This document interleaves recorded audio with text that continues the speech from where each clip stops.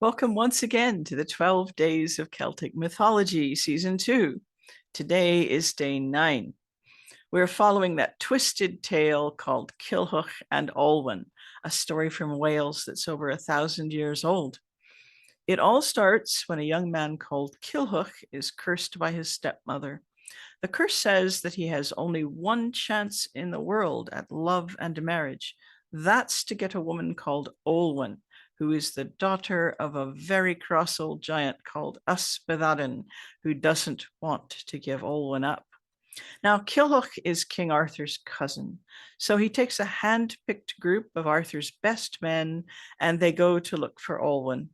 They manage to get an audience with the giant, but he tells Culhwch that he will have to provide a long list of magical objects and people for the wedding feast. Getting these things will be so dangerous that Prydein is counting on Culhwch getting killed. We covered the list of tasks yesterday, and we join the action just as Prydein is coming to the end of the list. Though you may get these things, Prydein said, you will not be able to get this. Bring me the sword of Ynys Gower, the giant. He can only be killed with his own sword, and he will not let anyone have it for love nor money, nor can you take it by force. Oh, that will be easy enough to get, replied Culhwch, though you may not think so. Well, even if you do get it, wakefulness you will get. You will go without sleep every night, seeking these things, and you will not get them, and you will not get my daughter. Culhwch replied, I will get horses and horsemen, and my cousin, the Lord Arthur, will obtain all these things for me. I will have your daughter, and you will lose your life. Get out of my sight, snarled Prydein. You will never get all that is needed for the wedding feast, and you will never get my daughter. Culhwch and his friends went on their way. They walked until evening, when an enormous kyre, even bigger than the fortress of Prydein, came into view. A giant the height of 3 men at least emerged. They asked him what sort of place it was. Fools, he roared. Everyone knows this is the kyre of Ynys Gower, the giant. Is it possible to be admitted? They asked. I wouldn't advise that, was the reply. No one escapes that place with his life, except those who bring their craft. They headed for the gate. Gwil took the lead. Is there a porter? Aye. Have you come to part with your head? For that is what you'll get. Open the door, demanded Gwil. I cannot. The feasting has already begun in the hall of Ynys Gower. I can only admit a craftsman who brings his craft. Kai spoke up. I have a craft. Oh, aye. What would that be then? I am the best furbisher of swords in the world. Wait here, said the gatekeeper. I'll come back with an answer. He soon returned with the news that Kai, and only Kai, was to be admitted. Kai greeted Ynys and was given a seat beside him. So can you polish my sword and furbish it well? Asked Ynys. I can do that for you, said Kai, and a sword was brought to him. Kai took out a whetstone and set to work. When he'd completed one side of the blade, he gave it to the giant to inspect. Ynys was pleased and asked him to do the rest. What a shame, said Ynys, that you are traveling without so much as a companion. I have a companion, said Kai, my friend Bedwyr, who is at the gate. He cannot furbish swords, but he has another trade. It was decided to admit Bedwyr, and Custennin's son followed him in, along with the others. Little did Ynys know that he and the others had been busy killing off all Ynys' guards while this was going on. That was how the lad came to be called Gorai, which means best, because he was very skilled in killing the guards. None the wiser, Ynys offered them hospitality. Kai completed his work on the sword and then asked to see the scabbard, because he said it was causing damage to the sword and needed to be looked at. Pretending to try the sword in the scabbard, he raised it up and thrust it into Ynys' head. With the next blow, he struck the giant's head clean off. Having killed Ynys, Culhwch and his companions looted his stronghold, helping themselves to his valuables. And then they went to look for Arthur to show him the sword of Urnach Gower. Arthur said, "Well, men, which of the wonders shall we seek next?" Well, that was violent. Well, it's fresh in our minds. I want to look at a similar episode, which takes place a little later in the story, the taking of the cauldron from Dúrnach Gwil. Gwil means Irishman or Gael. Arthur sent a messenger to ask for the cauldron of Dúrnach Gwil. The messenger came with a no from Ireland. Arthur set out with a light retinue and went in Prydein, his ship. They came to Ireland and made straight for the house of Dúrnach Gwil. And after they had eaten and drunk their fill, Arthur asked for the cauldron. After they were told no, Bedwyr got up and seized the cauldron. Celedvolk was seized by Llenlliog Gwil. Now I need to explain this bit. Celedvolk is Excalibur, Arthur's sword, and Llenlliog Gwil is actually one of Arthur's men, although he's an Irishman. Celedvolk was seized by Llenlliog Gwil, who swung it in a circle, killing Dúrnach Gwil with his retinue entirely. The hosts of Ireland come and fight with them, and after all the hosts had fled, Arthur and his hosts went on board their ship right in front of them, and the cauldron full of the wealth of Ireland with them. So these two episodes bear a strong similarity. Dúrnach and Urnach are each entertaining Arthur or Cilhuc's men and are killed for their treasure. Urnach doesn't appear in any other texts that I'm aware of, but Dúrnach is in a text called The 13 Treasures of Britain. Remember yesterday I said that medieval readers loved lists of miraculous things. I think in day one we looked at some quotes from another one of these lists called the Mirabilia. So this is a bit of the 13 Treasures of Britain. Number 1, Duranwin Whitehill, the sword of Rutherk the Generous. If a well-born man drew it himself, it burst into flame from its hilt to its tip. And I've just left a bit there about Gwyddno for you to see, since we talked about him yesterday. Then number 7 talks about Dúrnuch's cauldron, and it calls him a giant here. If meat for a coward were put in his cauldron to boil, it would never boil. But if meat for a brave man were put in, it would boil quickly, and thus the brave could be distinguished from the cowardly. Now, Dúrnach here probably means something to do with hilt. Notice that Dúrnwin, win means white, Dúrn means hilt or handle. So Dúrnuch, is this something like hilted, perhaps? Does his name refer to a sword? It then goes on to say this cauldron will not boil food for a coward. Great way to learn about your friends at your wedding feast, I guess, if you have this cauldron. This is also mentioned in a famous poem from the book of Taliesin called The Spoils of Annwfn. The basic premise of this poem, which no one can fully understand, is that Arthur has taken 3 shiploads of men to Annwfn, that is the other world, to steal things. But we're not entirely sure exactly what he steals or whether he manages to steal anything. Most of his men are slaughtered, and it's not clear whether he comes back with any treasure at all. The cauldron of the chief of Annwfn.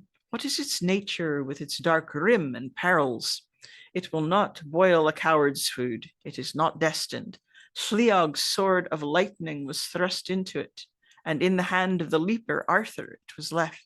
So this cauldron has the same properties as the one belonging to Dúrnach in the 13 Treasures.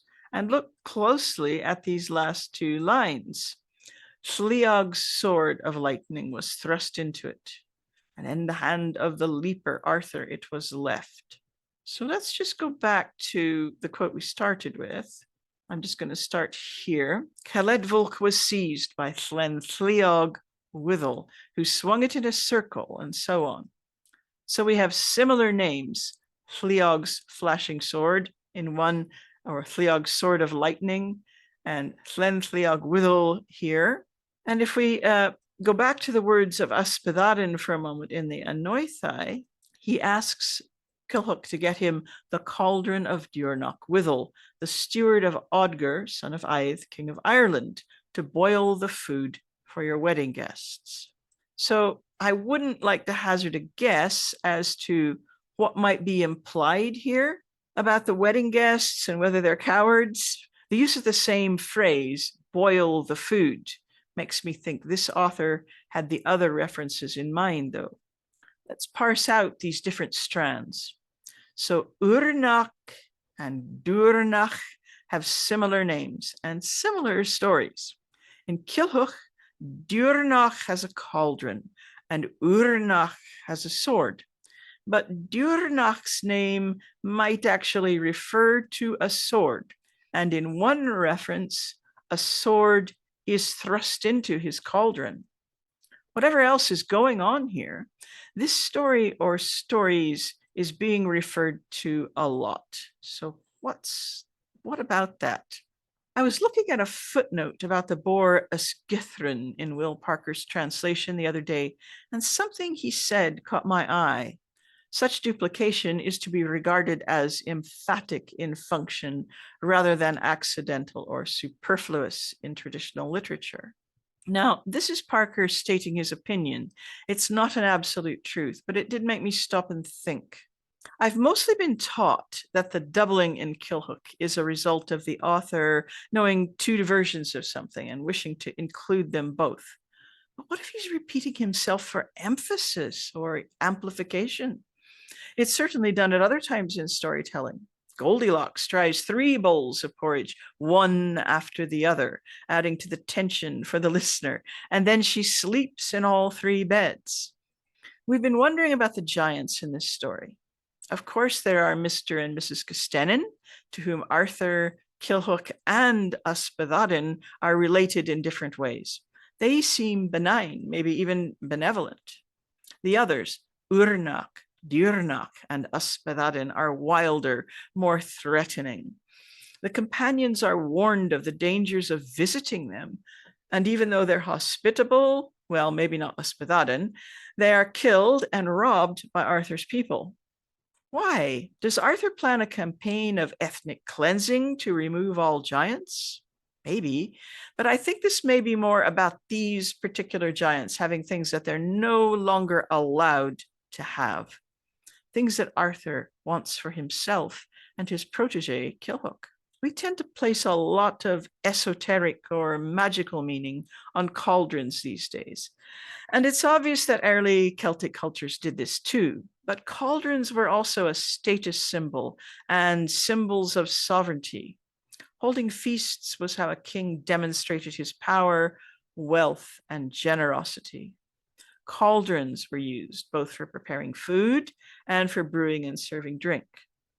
A king's greatness was very much measured by his feasts. In some ways, the cauldron was probably more of a potent symbol of kingship to early Celtic-speaking people than swords. And who would have the biggest cauldrons? Giants, of course. Of course, this isn't to say that swords weren't important.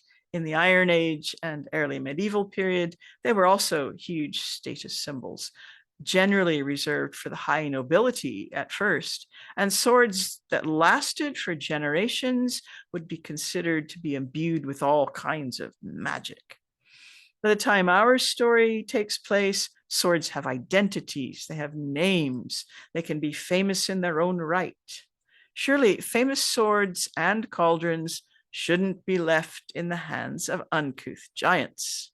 Their rightful place is with someone like Arthur or Kilhuch. But more than that, this is about the new order, Arthur and Kilhuch's order, taking power from the old order, whatever exactly that might represent. They're no longer civilized enough to be allowed these symbols of sovereignty. If you're enjoying this series, why not take one of my online classes? There's almost always something on offer.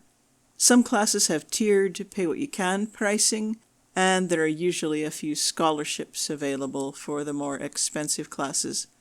To get notifications about classes and about scholarships when they're announced, you can go to my website and subscribe to my newsletter, or follow me on my Patreon page.